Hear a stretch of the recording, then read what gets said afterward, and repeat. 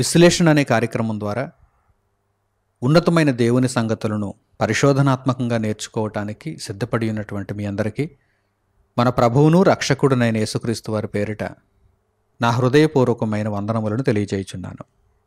ప్రియులారా, ఈరోజు మనం ఒక ఉన్నతమైనటువంటి అంశమును నేర్చుకుందాం.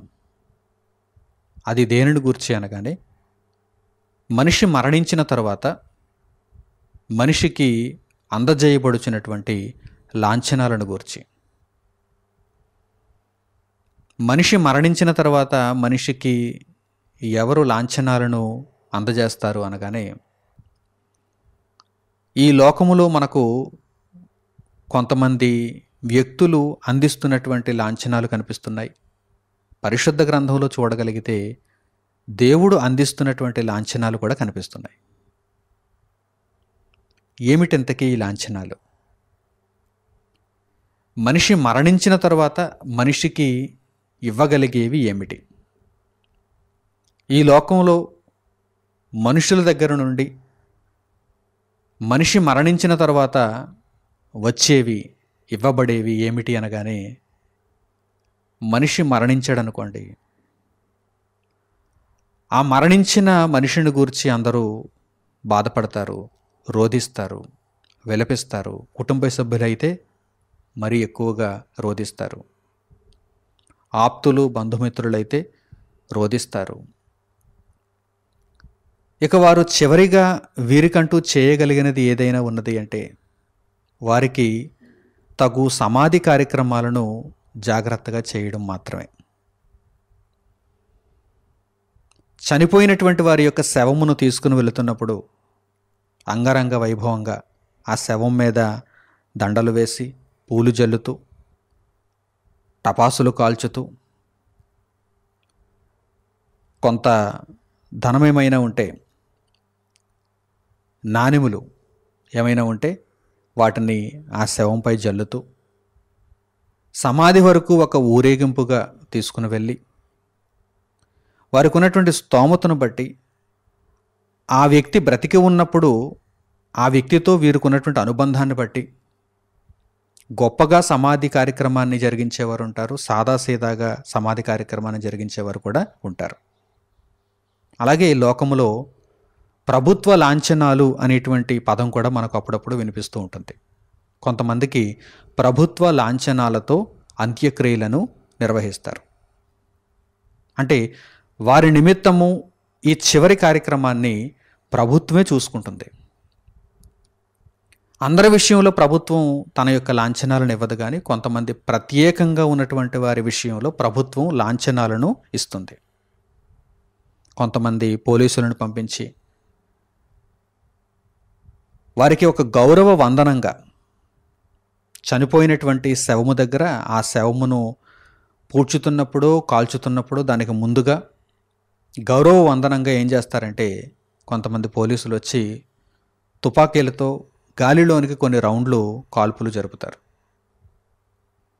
మామూలుగా అయితే సాధారణ వ్యక్తులైతే టపాసులు కాలుస్తారు.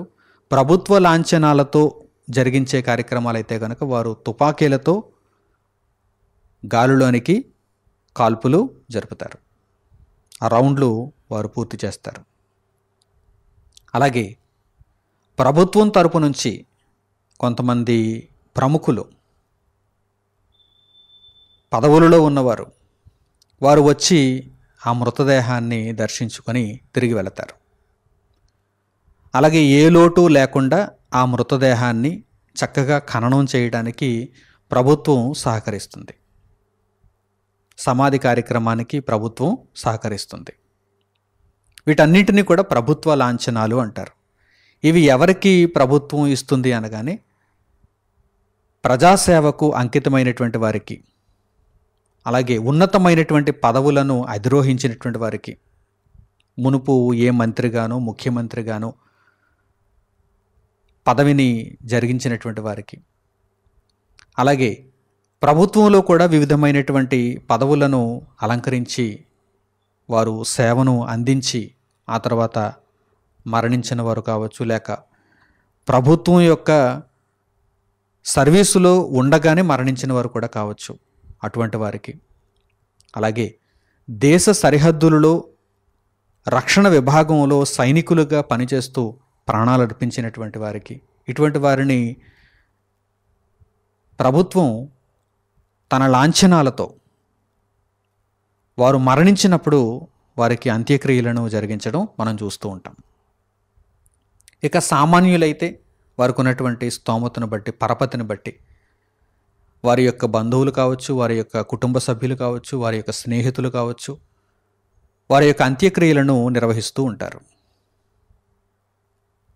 వారి యొక్క హోదాను బట్టి ఆ అంత్యక్రియల యొక్క స్థాయి పెరగనవచ్చు, తరగనవచ్చు. అయితే ప్రియులారా, ఇక్కడ ఇవన్నీ కూడా మనకు తెలిసినటువంటి విషయాలే. కానీ మనకు తెలియనిది, మనకే కాదు ప్రపంచమంతటికి తెలియనిది, చూడనిది ఒకటి ఉంది. అది పరిశుద్ధ గ్రంథంలో మనకు కనిపిస్తుంది. అదేమిటి అనగానే ప్రభువు తన వారి కొరకు జరిగించే లాంఛనాలు, ప్రభువు దయచేసే లాంఛనాలు, దేవుడు అనుగ్రహించే లాంఛనాలు. ఇవి ఎలా ఉంటాయి? ఇవి ఎవరికి అనుగ్రహింపబడతాయి? ఈ విషయాన్ని మనం అందరం కూడా తెలుసుకోవాలి కదా. లోకంలో అయితే ఒక గొప్ప సైనికునికి చక్కగా గౌరవ మర్యాదలు దక్కుతున్నాయి. ఒక గొప్ప సైనికుడు వీరమరణం పొందితే అతనికి మరణించిన తర్వాత, ఆ సర్వీసులో ఉండి మరణించినప్పుడు కావచ్చు, లేకపోతే యుద్ధంలో మరణించినప్పుడు కావచ్చు, అతనికి చక్కని గౌరవ వందనాలు కేంద్ర ప్రభుత్వం నుంచి కావచ్చు, రాష్ట్ర ప్రభుత్వం నుంచి కావచ్చు అతనికి అందుతున్నాయి. ఆ తర్వాత ఆ కుటుంబానికి కూడా కొంత ఆసరా లభిస్తుంది. పెన్షన్ ద్వారా ఆ తర్వాత ఆ కుటుంబాన్ని ప్రభుత్వాలు ఆదుకుంటూ ఉంటాయి. అలాగే అప్పుడప్పుడు ఆ కుటుంబాలలో ఉన్న వారికి ఉద్యోగాలు కూడా ఇస్తూ ఉంటారు.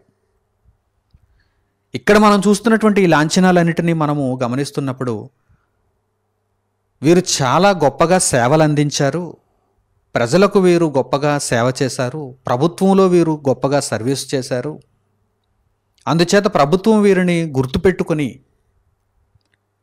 వీరు మరణించిన తర్వాత వీరికి అధికార లాంఛనాలు, ప్రభుత్వ లాంఛనాలు, అంత్యక్రియలన్నీ కూడా ఏ లోటు లేకుండా జరిగాయి అని మీరు గమనిస్తున్నారు కదా. అలాగే పేరుగాంచినటువంటి ధనవంతులైనటువంటి వారి యొక్క కుటుంబాలలో ఎవరైనా మరణించినా కానీ వారి అంత్యక్రియలను కూడా వారి తదనంతరం ఉన్నటువంటి మిగిలిన వారు చక్కగా చేస్తారు. వారి కార్యక్రమాలను చక్కగా పూర్తి చేస్తారు, ఏ లోటు లేకుండా చూసుకుంటారు. అయితే ప్రభువు తన వారు ఎవరైనా మరణించినప్పుడు, దేవుడు తన బిడ్డలు ఎవరైనా మరణించినప్పుడు, తన కొరకు సేవ జరిగించి తన చిత్తమును పూర్తి చేసి మరణించినప్పుడు వారి కొరకు ఆయన చేసేటువంటి లాంఛనాలు ఏవైనా ఉన్నాయా అంటే ఉన్నాయి అని పరిశుద్ధ గ్రంథం చెబుతోంది. ఈ రహస్యం చాలామందికి తెలియదు. ఈ లోకంలో ప్రభుత్వాలు, గొప్ప గొప్ప వ్యక్తులు, బంధువులు, స్నేహితులు, కుటుంబ సభ్యులు వీరు చేసేటువంటి లాంఛనాలనే లోకంలో అందరూ చూస్తున్నారు, తెలుసుకుంటున్నారు. కానీ దేవుడు కూడా తనకిష్టులైన వారు ఈ భూమి మీద శరీరాన్ని విడిచిపెట్టి మరణిస్తున్నప్పుడు వారి విషయంలో ఆయన లాంఛనాలను పూర్తి చేస్తున్నాడు. ఆ లాంఛనాలను పూర్తి చేయటానికి ఆయన ఒక యంత్రాంగాన్ని సిద్ధం చేసుకున్నాడు. ఏమిటిది ఇంతకీ? దేవుని కొరకు మనం బ్రతికితే దేవుని యొద్ద నుండి మనము పొందేటువంటి లాంఛనాలు ఏమిటి? దేవుడు మనకిచ్చే లాంఛనాలు ఏమిటి? తెలుసుకుందాం. లూకాసు వార్త 16వ అధ్యాయంలో ఒక సందర్భం మనకు కనిపిస్తుంది. ఆ సందర్భం సరిగ్గా ఇప్పుడు మనం చర్చించుకుంటున్నటువంటి సందర్భమే. దేవునికి ఇష్టులైనటువంటి వ్యక్తులు మరణిస్తే దేవుడు అనుగ్రహించే లాంఛనాలు ఎలా ఉంటాయో, దేవుని కొరకు కాకుండా తన ఇష్టాన్ని తాను నెరవేర్చుకొని దేవుణ్ణి పట్టించుకోకుండా బ్రతికినటువంటి వారు మరణిస్తే దేవుని యొద్ద నుండి లాంఛనాలు ఏవైనా అందుతాయి అసలు అనేటువంటి విషయాన్ని ఇప్పుడు మనం పరిశుద్ధ గ్రంథం నుండి తెలుసుకుందాం. లూకాసు వార్త 16వ అధ్యాయము 22వ వాక్యాన్ని జాగ్రత్తగా మీరు పరిశీలించండి. లూకాసు వార్త 16వ అధ్యాయము 22వ వాక్యం. ఆ దరిద్రుడు చనిపోయి దేవదూతల చేత అబ్రాహాము రొమ్మున ఆనుకొనుటకు కొనిపోబడెను. ఈ సందర్భాన్ని మనం చదివినప్పుడు లూకాసు వార్త 16వ అధ్యాయము 19వ వాక్యం నుండి మనం చదివినప్పుడు ఈ సందర్భంలో ఇద్దరు వ్యక్తులు మనకు ప్రధానంగా కనిపిస్తున్నారు. వారెవరు అనగానే ఒకడు ధనవంతుడు, ఒకడు దరిద్రుడు. ధనవంతుడైన వాడు తన ఇష్టాన్ని తాను నెరవేర్చుకుంటున్నాడు. దరిద్రుడైన వాడు దేవుని ఇష్టము నిమిత్తము, దేవుని చిత్తమును నెరవేర్చుటకు దరిద్రుడుగానే మిగిలిపోయాడు. మొదట దరిద్రుడు చనిపోయినట్టుగా వ్రాయబడింది. దరిద్రుడు చనిపోయి దేవదూతల చేత అబ్రహాము రొమ్మును ఆనుకొనుటకు కొనిపోబడెను. దేవుని యొద్ద నుండి లాంఛనాలు ప్రారంభమైపోయాయి. ఎవరికి? దేవుని కొరకు బ్రతికినటువంటి దరిద్రుడు, అతడే లాజరు. అతనికి ఈ లాంఛనాలు ఎలా ప్రారంభమయ్యాయి చూడండి. దేవదూతలు వచ్చేసారు. దేహం అయితే ఇక్కడే విడువబడుతుంది. ఈ దేహానికి దేవదూతలు ఏమీ లాంఛనాలను పూర్తి చేయరు. ఇక్కడ ఉన్నటువంటి మనుషులు వాటిని పూర్తి చేస్తారు. కానీ దేహమును విడిచిపెట్టినటువంటి ఆత్మ ఉంది చూసారా, ఆ ఆత్మ దేవుని కొరకు బ్రతికినటువంటి మనుషులైతే ఆ ఆత్మ దేవదూతల చేత కొనిపోబడుతుంది.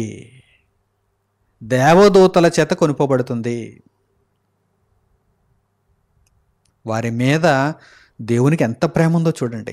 వారికి దేవుడు ఎంత గౌరవాన్ని ఇస్తున్నాడో చూడండి. ఎవరైనా మనకు తెలిసిన వారు మన ఊరు వచ్చారనుకోండి, వారు మనకు ఫోన్ చేశారనుకోండి, ఇప్పుడే మేము స్టేషన్లో దిగాము అని, మనం వెంటనే స్టేషన్కి వెళ్ళిపోతాం. రైల్వే స్టేషన్కి, బస్ స్టేషన్కి మనం వెళ్ళిపోతాం. ఎందుకని? వారికి రూట్ తెలియదు. ఒకవేళ తెలిసినా మనం దగ్గరుండి తీసుకుని రావాలి. అది వారికి మనం ఇచ్చే గౌరవం. వారిని ఆప్యాయంగా చూసుకోవాలి, ప్రేమగా చూసుకోవాలి, మరలా జాగ్రత్తగా వారిని దిగబెట్టాలి. చూసారా? దేవుని కొరకు బ్రతికిన వారు భూమి మీద మరణించినప్పుడు, నీతిమంతులు మరణించినప్పుడు, పరిశుద్ధులు మరణించినప్పుడు దేవుడు వారికి ఇవ్వాలనుకున్నటువంటి ఆ గౌరవం చూడండి. దేవుడు వారిని వెంటనే జ్ఞాపకం చేసుకుంటున్నాడు. నా బిడ్డ అలసిపోయి భూమి మీద నా కొరకు బ్రతికాడు. ఇదిగో ఇప్పుడు విశ్రాంతి తీసుకోవటానికి దేహాన్ని విడిచిపెట్టాడు. నా పిలుపుని అందుకొని దేహాన్ని విడిచిపెట్టేశాడు.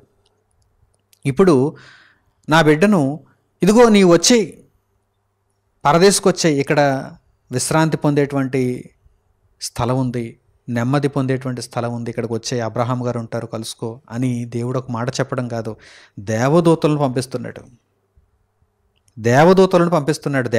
పంపించి జాగ్రత్తగా తీసుకుని వస్తున్నాడు. ఇక్కడ చనిపోయినది ఎవరు? మొదట దరిద్రుడు.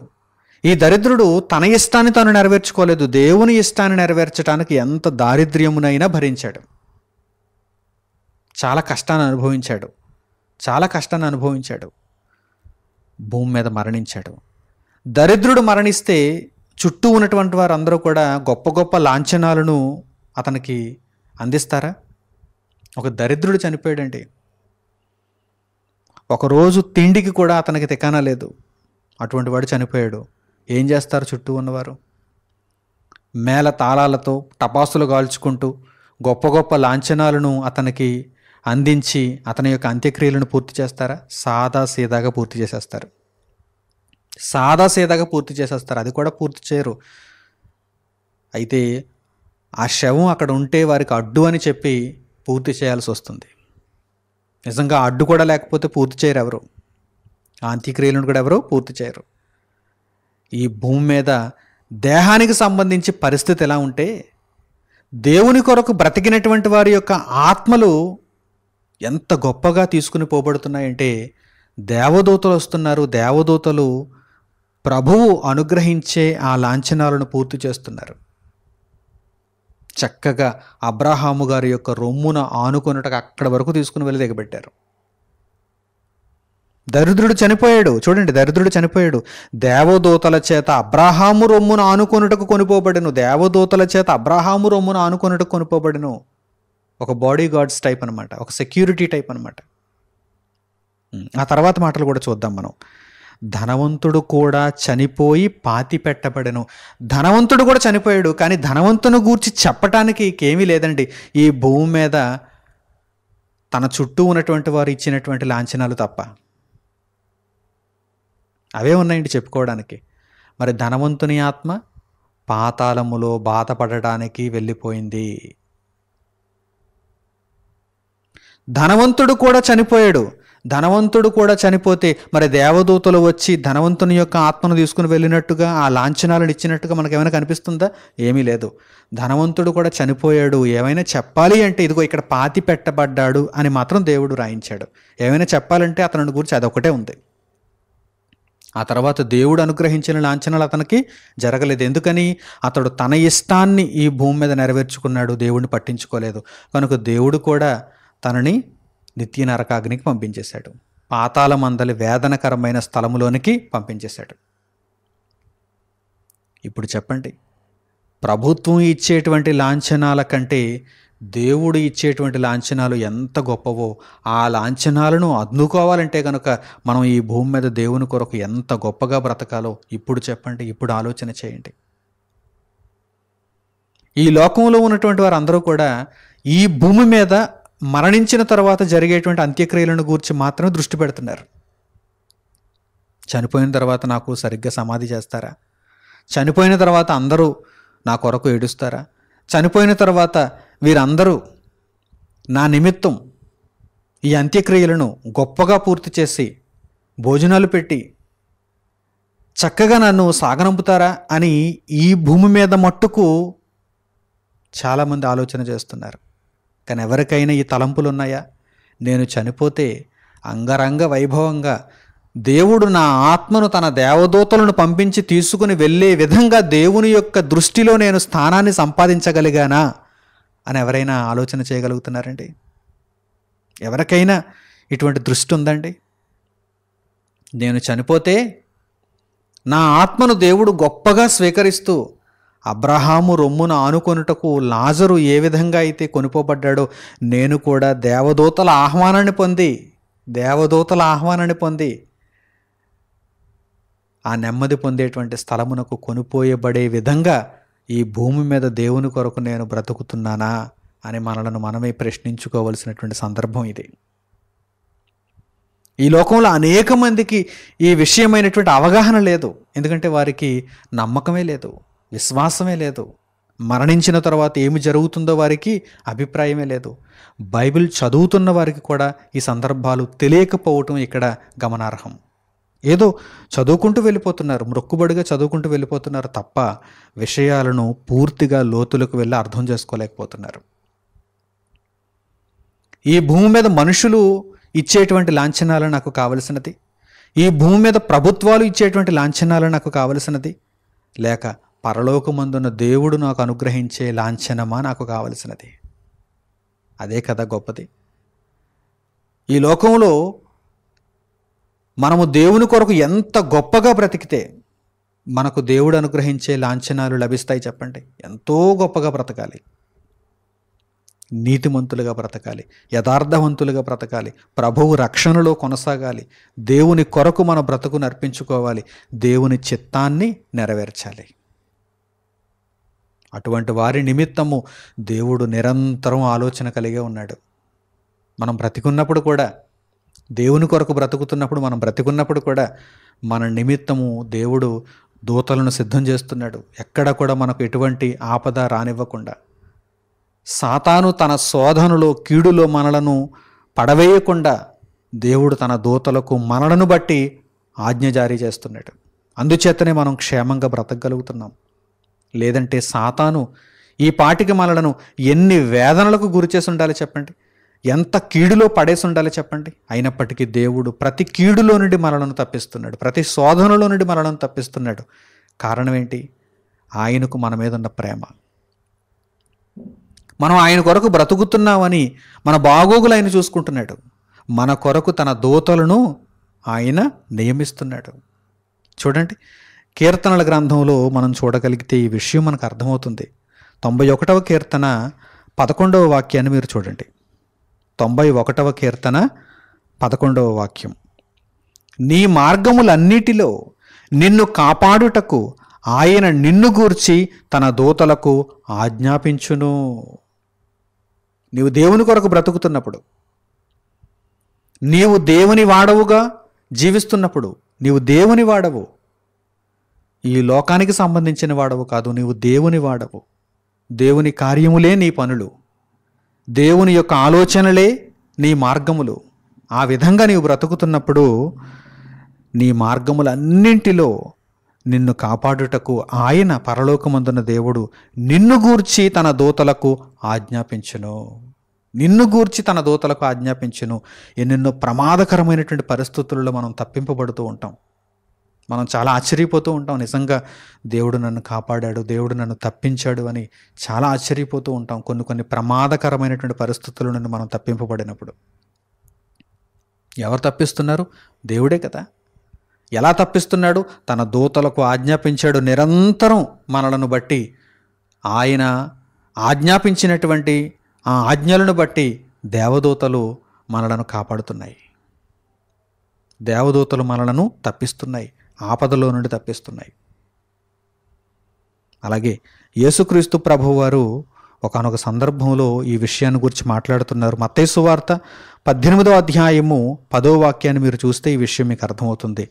దేవుని కొరకు బ్రతుకుచున్నటువంటి వారి నిమిత్తము దేవుడు దూతలను నియమిస్తున్నాడు. చూడండి, మత్తయి సువార్త 18వ అధ్యాయము 10వ వాక్యం. ఈ చిన్నవారిలో ఒకరినైనను తృణీకరింపకుండా చూచుకొనిడి. వీరి దూతలు పరలోకమందున్న నా తండ్రి ముఖమును ఎల్లప్పుడూ పరలోకమందు చూచుచుందురని మీతో చెప్పుచున్నాను. ఈ చిన్నవారిలో మీరు ఒకరినైనను తృణీకరింపకుండా చూచుకొనిడి. మీ సహోదరులలో ఎవరినైనా మీరు తృణీకరిస్తున్నారా? నిర్నిమిత్తముగా మీరు తృణీకరిస్తున్నారా? దేవుని కొరకు బ్రతుకుచున్నటువంటి వారిని మీరు తృణీకరిస్తున్నారా?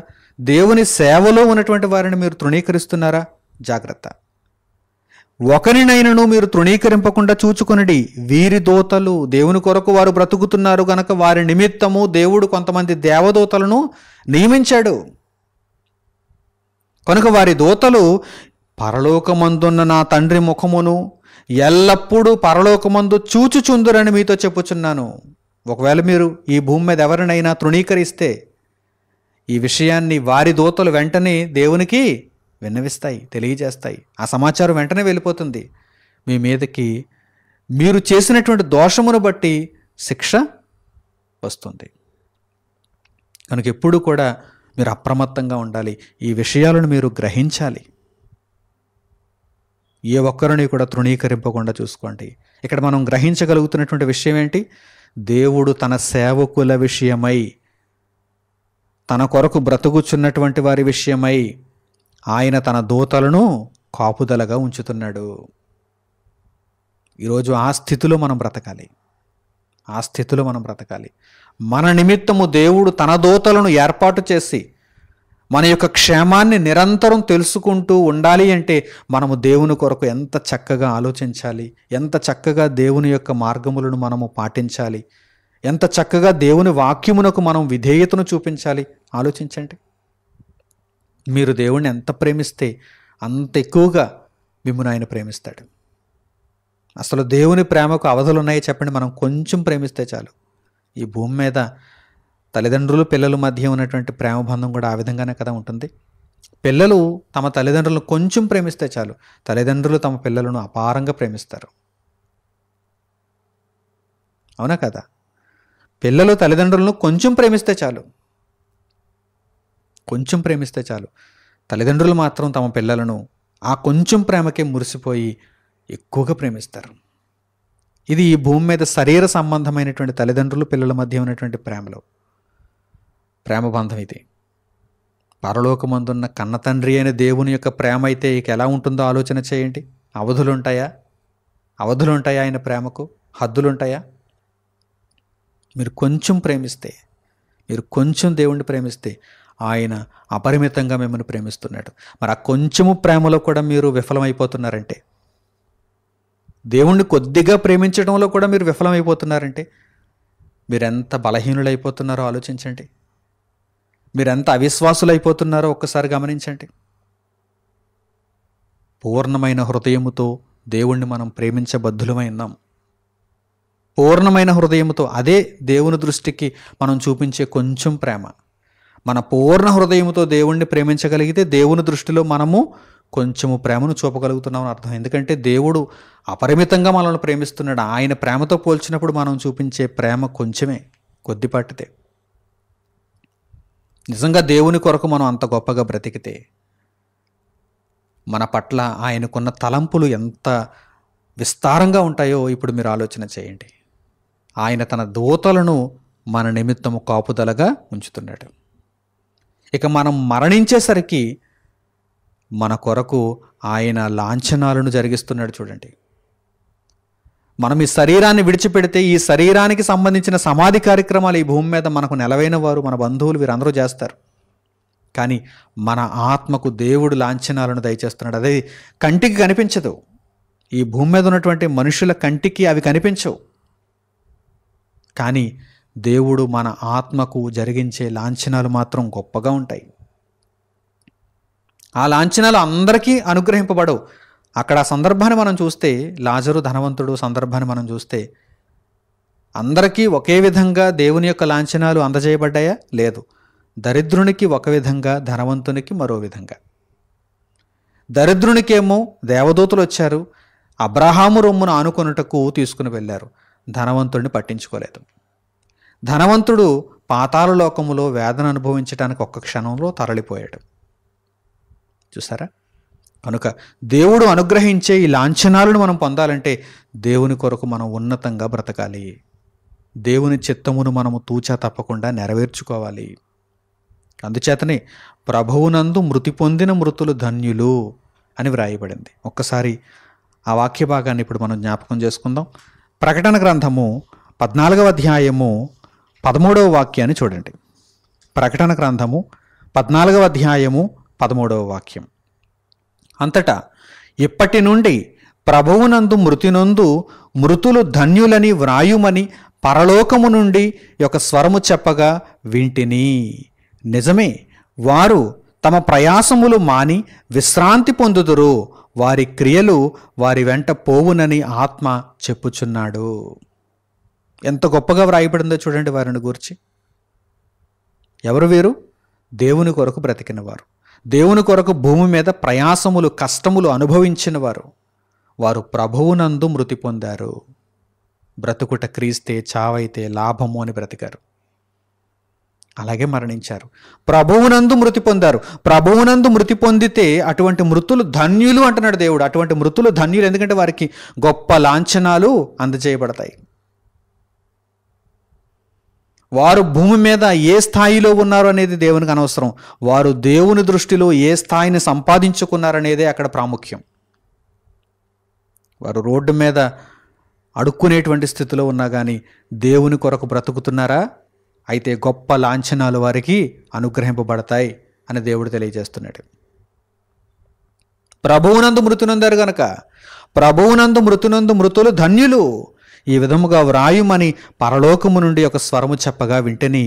నిజమే, ఇందులో ఎటువంటి అబద్ధం లేదు, ఇందులో ఎటువంటి లోపం లేదు, ఇందులో నమ్మకపోవటానికి ఎటువంటి అవిశ్వాస సంబంధమైనటువంటి మాట లేదు.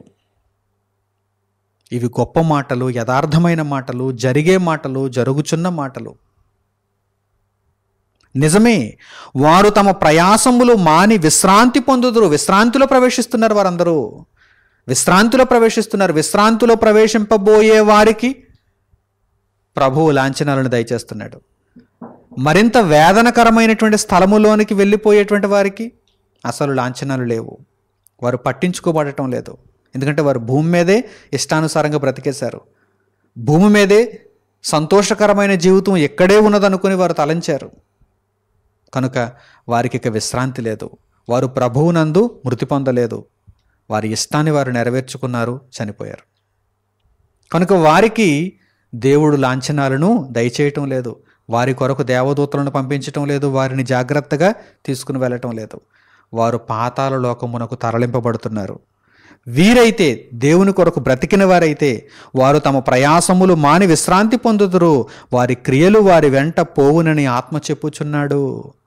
దేవదూతలు ప్రభువు అనుగ్రహించిన లాంఛనాలతో ఇదిగో దేవుని కొరకు బ్రతికి మరణించినటువంటి వారిని తీసుకుని వెళుతూ వారి వెంట వారి క్రియలను కూడా జాగ్రత్తగా తీసుకుని వెళ్తున్నారు. వారు దేవుని కొరకు చేసినటువంటి క్రియలు ఏమిటి అనగానే వారి వెంట అనేకమైన దేవుని క్రియలు ఉన్నాయి కనుక ఆ క్రియలన్నిటిని జాగ్రత్తగా తీసుకుని వెళ్తున్నారు. దేవుని సేవార్థమై వారు అర్పించినటువంటి అర్పణలు, దేవుని పనిలో వారు పడినటువంటి ప్రయాస, దేవుని నిమిత్తము వారు అనుభవించినటువంటి నిందలు, దేవుని చిత్తమును నెరవేర్చుటలో వారు ఈ భూమి మీద పొందినటువంటి అవమానాలు, హేళనలు, వారు నష్టపోయినటువంటివన్నీ కూడా తిరిగి వారికి బహుమానమును సంపాదించి పెడుతున్నాయి. వారి యొక్క క్రియలు వారి వెంట వెళుతున్నాయి, వారి క్రియలు వారి వెంట వెళుతున్నాయి. వారు దేవుని కొరకు చేసినటువంటి క్రియలన్నీ వారి వెంట వెళుతున్నాయి. అట్టివారు ప్రభువు దయచేసిన లాంఛనాలను పొందుతూ విశ్రాంతిలో ప్రవేశిస్తున్నారు. కనుక నా ప్రియులైనటువంటి సహోదరి సహోదరులారా, ఏ లాంఛనాలను పొందటానికి మీరు ఎదురు చూస్తున్నారు? ఈ భూమి మీద మీకు నెలవైన వారు మీకు చేసేటువంటి లాంఛనాల కోసమా? ఒక ప్రభుత్వ ఉద్యోగంలో ఉంటే ప్రభుత్వం నాకు చేసేటువంటి లాంఛనాల కోసమా? ఒక పదవిలో ఉంటే ఆ పదవిని బట్టి ఆ ప్రభుత్వం చేసేటువంటి లాంఛనాల కోసమా? కాదు. వీటన్నిటి కొరకు ఉండకూడదు మన ఆలోచన. ఇవన్నీ ఈ భూమికి సంబంధించినవి. ధనవంతుడు కూడా చనిపోయి పాతి పెట్టడం అయితే జాగ్రత్తగా చేస్తారు, ఎందుకంటే డబ్బు ఉంది కనుక. ధనవంతుడు కూడా చనిపోయి పాతి పెట్టబడను, దరిద్రుడు చనిపోయి పాతి పెట్టబడనని వ్రాయబడకపోయినా దరిద్రుని గూర్చి ఎంత అద్భుతమైనటువంటి వాక్యభాగం అక్కడ ఉందో చూసారా? ఆ దరిద్రుడు చనిపోయి అబ్రహాము రొమ్మును ఆనుకొనుటకు దేవదూతల చేత కొనుపోబడ్డాడు. కనుక దేవుడు మనకు అనుగ్రహించే లాంఛనాలు గొప్పగా ఉండాలనేటువంటి ఉద్దేశం మనలో ఉంటే, చనిపోయిన తర్వాత ఈ దేహానికి కాదు, ఈ దేహాన్ని ఏదో విధంగా పూడ్చి చేస్తారు, ఈ దేహానికి అంత్యక్రియలు ఏదో విధంగా చేసేస్తారు. కానీ చనిపోయిన తర్వాత నా ఆత్మ నిత్యకాలము విశ్రాంతిలో ఉండాలి గనుక నేను ఈ భూమి మీద ప్రభువు కొరకు జీవించి ప్రభువునందు మృతి నొందాలి. దేవుడు నాకు దయచేసి అధికారిక లాంఛనాలను పొందుతూ ఎంతో గొప్ప ఆనందంతో నేను అబ్రహాము రొమ్మును ఆనుకొనుటకు కొనిపోబడాలనేటువంటి ఏకైక ఆలోచనతో, ఆ లక్ష్యంతో ఈ భూమి మీద మన బ్రతుకును దేవునిలో కొనసాగించుకోవాలని దేవుడు సూచిస్తున్నాడు. మంచి నిర్ణయాలు తీసుకుంటారని హృదయపూర్వకంగా కోరుకుంటూ ఈ సందేశమును ఇంతటితో నేను ముగిస్తున్నాను. తండ్రి అనే దేవునికి ప్రార్థనలు ఏకీభవించండి. మహోన్నతుడు అయిన మా కన్న తండ్రి, ఈ ప్రపంచానికి తెలియని సంగతులను మరుగు చేయబడిన మహాజ్ఞానపు సంగతులుగా దీనులము అల్పులమైన మాకు అనుగ్రహించి మీరు ఏర్పరచుకున్న జాబితాలో మమ్ము నుంచి మీ కృపచేత ఎంతో విలువైన సంగతులను మాకు దయచేస్తున్నందుకు మా హృదయపూర్వకమైన కృతజ్ఞతాస్తుతులను మీకు తెలియజేస్తున్నాము. దేవా, మేము మరణించిన తరువాత మా ఆత్మలు మీరు పంపిన దేవదూతల చేత కొనిపోబడి మీరు ఇవ్వబోయే మహావిశ్రాంతిని మేము పొందగలుగుటకు ఈ భూమి మీద మా బ్రతుకులను మీ వాక్యమునందు ఏ విధముగా నడిపించుకోవాలో మీరు మాకు తెలియజేశారు. అట్టి విధముగా ప్రభువును పోలి నడుచుకున్న వారమై, ప్రభువు అడుగుజాడలలో జీవించిన వారమై మీ చిత్తమును సంపూర్ణము చేసుకొనగలుగుటకు మాకు సహాయమును దయచేయండి. మిమ్మను గూర్చిన కార్యములు మా ఎదుట ఉన్నప్పుడు వాటిని అలక్ష్యము చేయకుండా వాటిని పూర్తి చేసుకుంటూ మా వెంట వచ్చేవి ఈ కార్యములే గనుక నాయన సత్కార్యముల విషయంలో ఎల్లప్పుడూ మేము ఆసక్తిని కనుపరచుటకు మాకు జ్ఞాన హృదయమును దయచేయండి. తండ్రి, మీరు దయచేసే లాంఛనాలను పొందగలుగుటకు మేమందరము అర్హత సంపాదించుకున్న నిమిత్తము మీ కృపలో మమ్మను భద్రపరచమని మిమ్మల్ని వేడుకుంటూ ఇంత గొప్ప జ్ఞానముతో కూడిన సంగతులను మాకు దయచేసినందుకు మరొకసారి మిమ్మల్ని స్తుతిస్తూ ఘనపరుస్తూ కీర్తిస్తూ మా ప్రార్థన మనవులను మా ప్రభువును మా రక్షకుడునైన యేసుక్రీస్తు వారి పేరిట మిమ్మల్ని వేడుకొనుచున్నాము తండ్రి. ఆమెన్. అందరికీ వందనములు. సెలవు.